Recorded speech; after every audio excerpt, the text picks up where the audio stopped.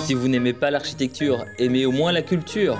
www.misteremma.com. Art Tendance People.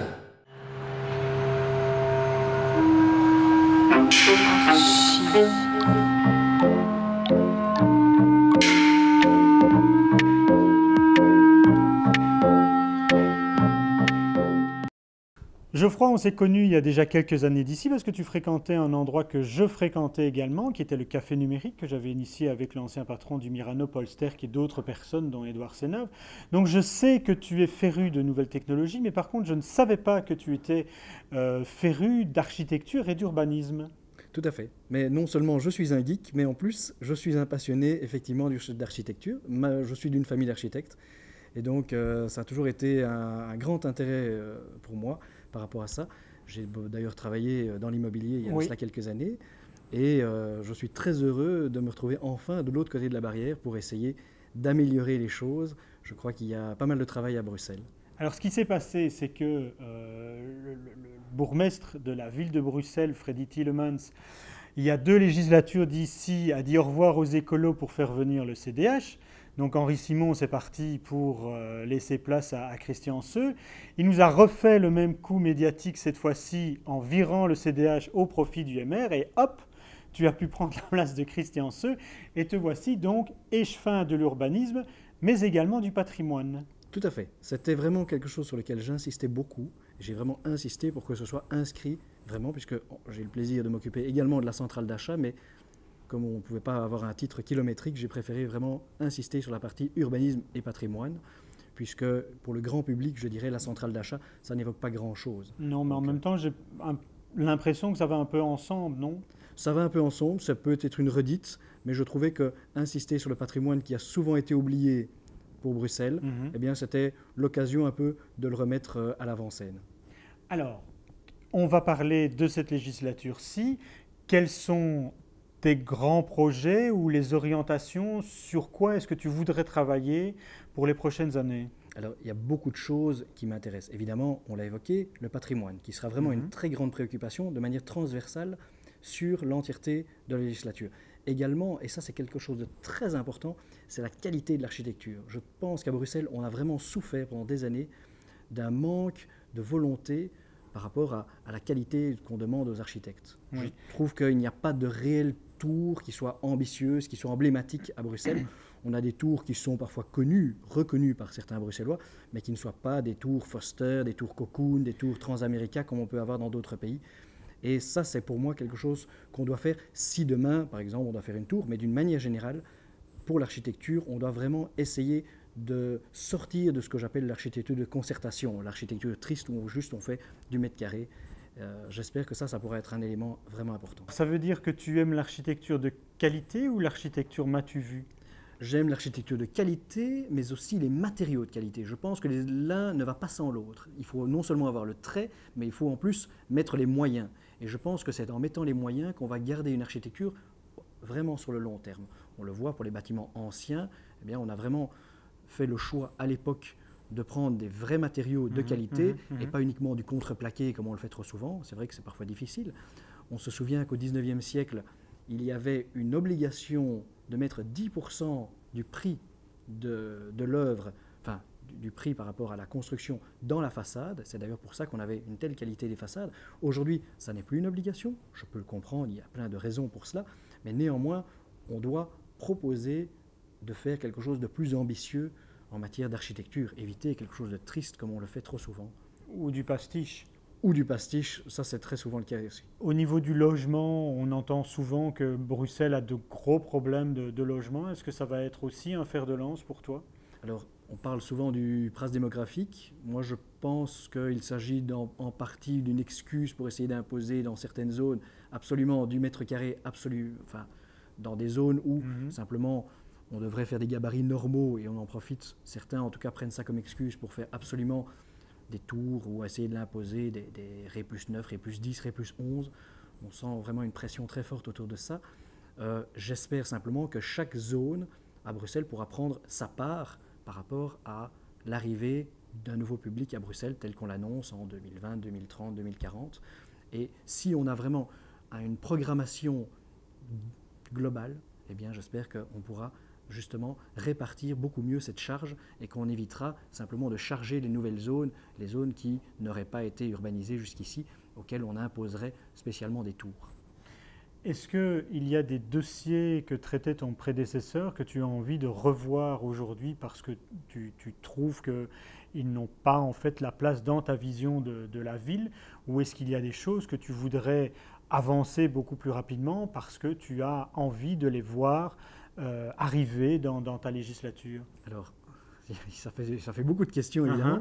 Dans les dossiers que je souhaite revoir, il y en a quelques-uns que j'estime emblématiques. C'est bien évidemment la rue Neuve. La rue Neuve, c'est l'artère bruxelloise commerçante. Ça y est, il n'y aura plus de toit? Il n'y aura plus de toit, selon moi. J'espère que la commission pour laquelle je suis heureux, il n'y a pas de politique, mais on aura ensuite une deuxième lecture par rapport à cela. J'espère qu'on pourra éviter cette toiture parce que je pense qu'elle n'apporte rien. Elle apporte peut-être un peu plus d'un côté grisâtre à cette rue qui souffre déjà d'un manque de lumière. Il y a d'autres dossiers. Un dossier qui est aujourd'hui en rénovation et je souhaite éventuellement corriger un peu le tir, c'est la place des Martyrs par exemple. En termes patrimonial, je pense qu'on n'est pas allé au bout de la démarche, donc j'espère qu'on pourra encore peut-être corriger le tir. Je pense à cet exemple-là. Un autre dossier qui me tient très à cœur, c'est le Pull. Le Pull, aujourd'hui, il est inscrit dans l'accord de majorité qu'on fait marche arrière toute, en tout cas au niveau de la ville de Bruxelles. C'est quoi le Pull? Le Pull, donc le projet urbain loi, le fameux projet où on parlait de monter avec des tours jusqu'à 168 mètres de haut. Et je pense que là, aujourd'hui, le rapport d'incidence que la région a fait montre directement qu'il y avait un problème. Et donc, sans mauvais jeu de mots, le Pull se détricote par lui-même aujourd'hui. Je pense qu'on va pouvoir trouver enfin une solution plus à même d'être acceptée par les riverains. Les riverains qu'il faut vraiment entendre. On a un quartier qui, aujourd'hui, est encore composé par beaucoup d'habitants et il faut également les écouter. On ne doit pas oublier que juste derrière, on a un quartier magnifique qui est le quartier des Squares et on ne peut pas étouffer ce quartier avec des tours qui auraient des gabarits incompatibles. Des dossiers qui me tiennent à cœur, c'est le dossier Tour et Taxi. J'aimerais bien qu'on puisse avoir des avancées réelles sur ce dossier. Je pense que là, il faut aujourd'hui mettre tous les moyens en œuvre parce que c'est un dossier emblématique pour Bruxelles et je ne veux pas que le dossier de Tour et Taxi traîne comme cela a été le cas avant pour le quartier Nord. Ou le quartier du Midi. Ou le quartier du Midi, exactement. Voilà. On a une chance par rapport à cela, c'est qu'il y a un seul acteur et qu'on a donc un seul interlocuteur avec qui parler. Mais je dirais qu'au niveau des pouvoirs publics, c'est parfois plus difficile. Il faut parfois s'entendre entre régions, ADT, villes et d'autres acteurs. Évidemment, la commune de Molenbeek, d'autres acteurs qui ont leur place. Je pense que le débat doit se faire, mais à un moment donné, il faut aussi avancer. Geoffroy, tu es échevin de l'urbanisme. À ce titre, tu as des magnifiques bureaux ici dans une tour, la tour Anspach. J'ai le plaisir d'être au centre administratif de Bruxelles, qui est situé boulevard Anspach, juste à côté de la place de Bourcaire, dans des bureaux qui sont nés dans les années 60, 67 ? C'est un immeuble de 1967. C'est un des grands projets d'ailleurs de cette législature, c'est de réussir enfin à en sortir. Puisque, comme il est possible de le voir ici, on a un bâtiment qui est dans un état assez dramatique. Alors, et c'est un euphémisme. Comme tu es l'échevin également du patrimoine, je propose de faire un petit tour du patrimoine de ces bureaux parce que j'ai été totalement atterré de voir tes bureaux.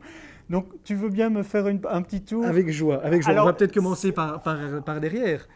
J'ai droit encore, par exemple, voilà, ici, j'ai droit aux magnifiques portes faites à l'époque pour Demarais. Voilà, des portes capitonnées, voilà, un grand style de l'époque. Je crois que là, on essaie de trouver une solution, sans faire des frais colossaux, mais je crois que ça n'est plus aujourd'hui des bureaux qui sont vraiment à la hauteur d'un bureau de 2013, pardon. Le reste du bâtiment, en termes de décoration, eh bien, c'est partagé par mes différents prédécesseurs. Christian Seu, Henri Simon, il y a différentes personnes qui sont passées entre-temps et qui ont ajouté leur petite touche. On commence par ici, si tu veux. On peut commencer par ici. Alors on est dans le couloir, donc j'explique. Voilà. Ce qui est formidable, c'est qu'on a déjà Saint-Michel. Heureusement, j'ai un bureau à l'hôtel de ville, ce qui me rassure, parce que Quand je vois Je ici propose Saint-Michel, voilà. une statue assez ancienne de Saint-Michel, est assez intéressante. Qui est là. Voilà. Oui, tu as le plus vieux bureau à l'hôtel de ville. À l'hôtel de ville, et j'ai le plus récent ici au centre administratif. Plus récent, si je puis dire. Mais le plus ancien, peut-être le mieux, Voilà, le mieux gardé. Oui, Alors, d'une certaine façon. Ce qui est Il est formidable, encore dans son jus. ce qui est formidable, c'est effectivement que les différentes personnalités sont arrivées et donc ont changé un peu l'aménagement, mais ça n'a jamais été fini. Ça n'a jamais été fini, manifestement. On a enlevé des cloisons, on a laissé des parties anciennes. On a essayé de s'adapter bon an, mal an, mais comme il était prévu de s'y installer, de quitter le bâtiment, eh bien on a mis un peu des rustines. Aujourd'hui, on se rend compte qu'on y est, en tout cas pour 5 ans.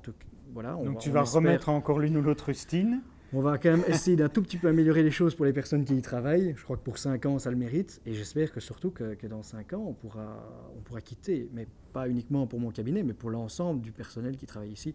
C'est une question de respect. Merci beaucoup. Au revoir. Bonne soirée.